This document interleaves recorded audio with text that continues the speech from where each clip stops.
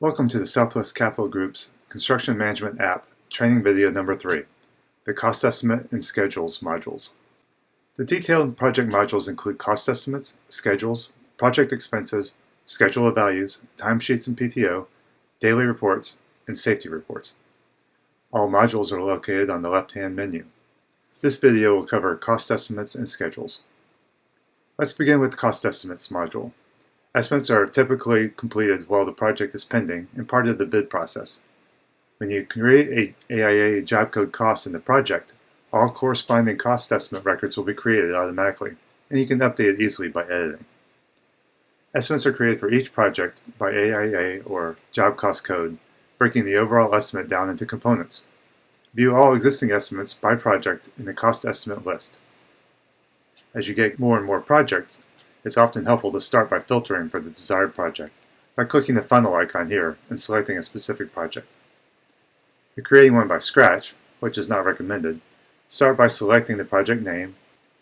The project must be set up in the project module prior to building the cost estimate. Next, select the AIA or your job cost code. If necessary, you can create a new code right from the drop-down menu and fill in the new code form. Once selected, the system will auto-populate the estimate number as a combination of the estimate number in the project record and the cost code number, as well as the description of the AIA code. Change order should have a different cost code. The next required field is the estimate status, either pending or approved. Note a cost estimate record must be approved prior to creating pay applications. Then, is this an original contract estimate or an estimate for a change order? If you select change order, a change order number field will appear here. There are 5 categories of costs for the project, matching the standard AIA forms: labor, materials, subcontractors, equipment, and miscellaneous. You can use any or all as necessary to characterize the total cost for that particular code. If you're using prevailing wages instead of individual employees for labor, you can select Yes in the Use Prevailing Rates field. The labor section will change headings as seen here. If not, you can add employees and the expected number of hours, and their fully loaded costs will be added to the estimate. If you don't know which employees, it's a good idea to have generic labor types created in the Employee module with average wages as a filler at this time. Click Add New and select the employee, update the unit rate if necessary, and add the number of hours. The total cost will be calculated. Continue adding until all required labor to complete this job code has been inputted. Materials to be purchased or used on the job site can be added here. Click Add New, select the vendor, or look up from your common materials list to build up the cost. If you have bids from vendors and you have selected the one you will use, you can add the PO number and upload the bid document. Modify the price per unit if necessary, and the number of units required to calculate the total cost for the line item. Repeat until all materials required are included in the code estimate. Similarly, if a subcontractor will be employed as part of this cost code, add them in the subcontractor section. Click Add New to fill in the information, including their contract price, dates, contract status, and upload a copy of the signed contract when received. Continue by including any equipment to be charged to the project.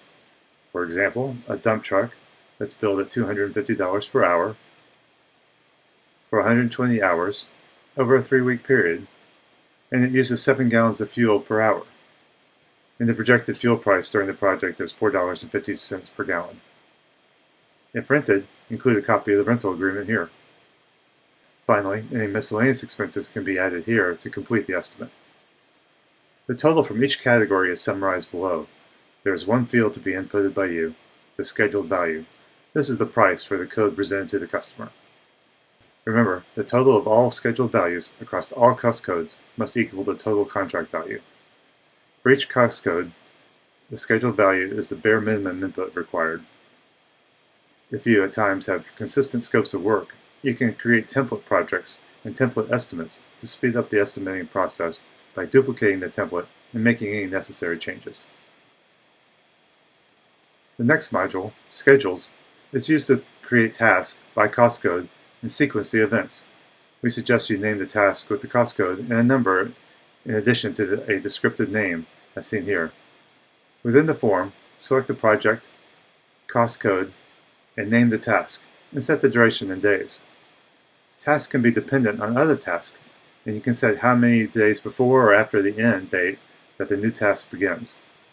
Without a dependent task, set a start date below, and the system will calculate the end date based on the number of days worked per week as defined in the project record.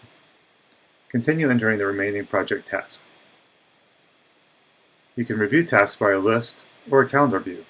In addition, it's easy to export the task list and copy into a Gantt chart template, as seen here. We're happy to help you set up your templates to get the most from the software. This completes Training Video 3, the Cost Estimate and Schedule module.